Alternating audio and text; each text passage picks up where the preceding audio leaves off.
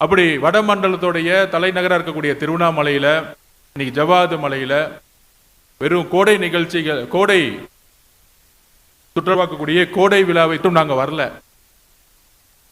இங்க இருக்கக்கூடிய எல்லா பிரச்சனைகளையும் மாவட்ட கலெக்டர்களிடம் பேசி, இங்க ஸ்கூல் இல்லைன்னா என்ன ஸ்கூலை கொண்டு வரலாம், விளையாட்டு திட்டங்கள் என்ன கொண்டு வரலாம், பெண்களுக்குன்னு என்னென்ன திட்டங்கள் கொண்டு வரலாம்.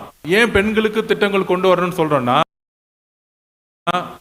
திருவண்ணாமலையிலையும் வடமண்டலத்திலையும் ஒரு பெரிய பிரச்சனை இருக்கு. அது என்னன்னா, இது வரைக்கும் ஆண்ட அரசுகள் மறைச்சு வச்சிருந்தாங்க. இப்ப லேட்டஸ்டா நடந்த மாவட்ட ஆட்சி தலைவர் மீட்டிங்ல கூட மாண்புமிகு முதலமைச்சர்கிட்ட கொண்டு போனோம். இங்க இருக்கக்கூடிய ஒவ்வொரு பெண்களுக்கிட்டையும் மாண்புமிகு முதலமைச்சர் கிட்ட இருந்து ஒரு மெசேஜ் நான் கொடுக்கிறேன். அவர் ஒரு செய்தி கொடுத்திருக்காரு. உங்களுக்கு நம்ம அண்ணன் சி ஜோசப் விஜய் என்ன பிடிக்கும்ல, உங்களுக்கு அவர் ஒரு செய்தி உங்களுக்கு ஒன்று கொடுத்திருக்கிறாரு. என்ன செய்தினா, இங்க இருக்கக்கூடிய தாய்மார்கள் எல்லாத்துக்கும் ஒரு செய்தி சொல்றோம்.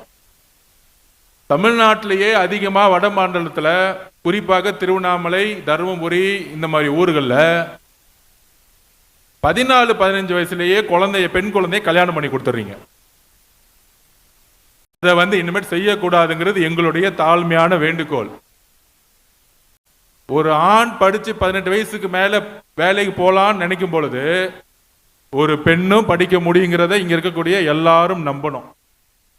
அதனால உங்களுக்கு ஒரு வேண்டுகோள், அந்த கடைசியா உட்கார்ந்துருக்க எல்லா தாய்மார்களுக்கு வேண்டுகோள், அரசு சார்பா பெண் குழந்தைகளுக்கான படிப்புக்கும் உயர்கல்வி, அதாவது அவங்க காலேஜ் போய் சேர்ந்து படிக்கிறதுக்கும், காலேஜ் போய் அவங்க வேலைக்கு போறதுக்கும் அமைச்சராகிய நானும் சரி, ஏன் முதலமைச்சரும் சரி, இங்க இருக்க கலெக்டர் மேடம் சரி, நாங்க உறுதி எடுத்துக்கிறோம், நாங்க பொறுப்பு எடுத்துக்கிறோம். திருவண்ணாமலையில் இருக்கிற எல்லா பெண்களுக்கும் நாங்க உறுதி எடுத்துக்கிறோம். ஆனா நீங்க மாறணும்.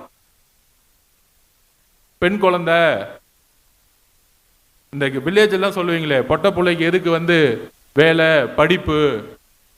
இன்னைக்கு பெண்கள் தான் நாட்டையே ஆண்டுட்டு இருக்காங்க. இந்த ஆட்சியை கொண்டு வந்ததே பெண்கள் தான். அப்ப பாத்துக்கோங்க, பெண்களோட சக்தி என்னன்னு பாத்துக்கோங்க. ஒரு பெண் கல்யாணம் ஆறதுக்கு மட்டும் நீங்க குழந்தைய உருவாக்கல. இந்த நாடு வளர்ச்சி அடையணும், தமிழ்நாடு வளர்ச்சி அடையணும்னா பெண் குழந்தை படிச்சு உயர்கல்வித்துறையில அவங்க படிச்சு நல்ல வேலைக்கு போகும் பொழுது கண்டிப்பாக திருவண்ணாமலை மட்டும் இல்ல, தமிழ்நாடுமே உயர்ந்து நிற்கும். இது நம்மளுடைய முதலமைச்சர் இந்த செய்தி உங்களுக்கு கொடுக்க சொல்லியிருக்கிறார். உங்களுக்கு தேவையான திட்டங்களை கூடிய விரைவில் நம்ம முதலமைச்சரானே சட்டசபையில் சொல்லுவார். அதனால தைரியமா பெண் குழந்தைகளை 15-16 வயசுலேயே திருமணம் செய்யாதீங்க.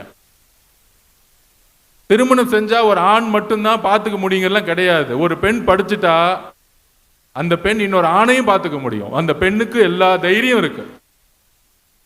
ஒரு ஆண் தான் ஒரு பெண்ணை பாதுகாக்கணும்னு அவசியம் இல்லை. ஒரு அம்மா 4 குழந்தைய வளர்க்க முடியுது இல்ல, ஒரு அம்மா 4 ஆண் குழந்தைய வளர்த்து பெரிய ஆளாக்க முடியுது இல்ல.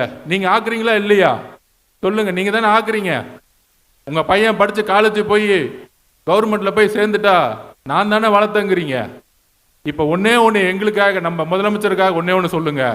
என் பெண்ணை படிக்க வச்சேன், என் பொண்ணை காலேஜ் படிக்க வச்சேன், என் பொண்ணு பெரிய நிறுவனத்தில் வேலை பார்க்குறாங்கிறத ஒரு சிந்தனையை இந்த திருவண்ணாமலையில், இந்த ஜவ்வாது மலையிலிருந்து உருவாக்கணும். முக்கியமாக இங்க இருக்கக்கூடிய மலைவாழ் மக்கள்ல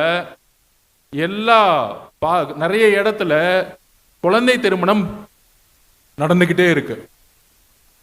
அப்போ உங்களுக்காக திட்டங்களை கொண்டு வரதுக்கு தான் அமைச்சர்லாம் விட்டுருங்க, அமைச்சர் எம்எல்ஏ எல்லாம் விட்டுருங்க. என்ன உங்களை ஒரு தம்பியா பாருங்க, இல்ல ஒரு அண்ணனா பாருங்க, இல்ல ஒரு சகோதரனா பாருங்க. நாங்க எல்லாம் உங்களுக்காக வந்திருக்கோம். இந்த அமைச்சர்லாம் அப்புறம்தான். உங்கள ஒரு ஆள்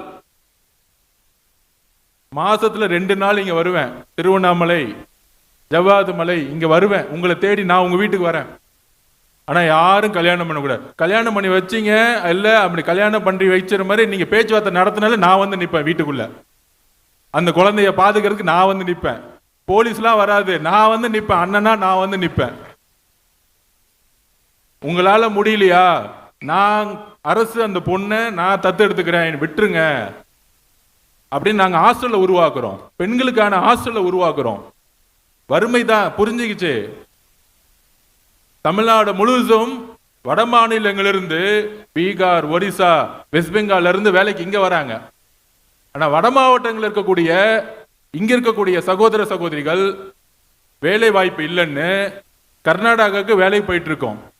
கள்ளக்குறிச்சியிலிருந்து, திருவண்ணாமலையிலிருந்து ஆந்திராக்கும் வேலைக்கு போயிட்டு இருக்கீங்க. அதெல்லாம் 50 வருஷ பிரச்சனை. மாண்புமிகு முதலமைச்சர் நம்ம அண்ணா ஆட்சியில ஒரு 5-6 வருஷம் வெயிட் பண்ணுங்க. எல்லாரும் இங்கிருந்தே வேலை செய்யக்கூடிய ஒரு நல்ல அரசா இது மாறும். நீங்க எந்த ஊருக்கு நீங்க போக வேணாம், இதே ஊர்ல நீங்க வேலை செய்வீங்க. கர்நாடகாக்கோ ஆந்திராக்கோ நீங்க வேலை செய்ய வேண்டிய அவசியம் இல்லை. அதுக்கான திட்டங்கள் வரும். திட்டங்கள் வரும் பொழுது வேலை செய்யறதுக்கு படிப்பு வேணும், அதுக்கு படிக்கணும். ஸ்கூல் முடிச்ச உடனே ஸ்கூல் முடிச்சுட்டா போதும் பெண் குழந்தைங்களுக்கு அப்படிலாம் கிடையாது. சென்னை மாதிரி இருக்க ஊர்லலாம் 100ல 95-100% பெண்கள் போய் ஸ்கூல் முடிச்சுட்டு காலேஜ் சேர்றாங்க, கல்லூரிக்கு போறாங்க. கல்லூரி முடிச்ச உடனே அங்க இருக்கக்கூடிய பெரிய பெரிய நிறுவனங்கள் வேலை பார்க்கறாங்க.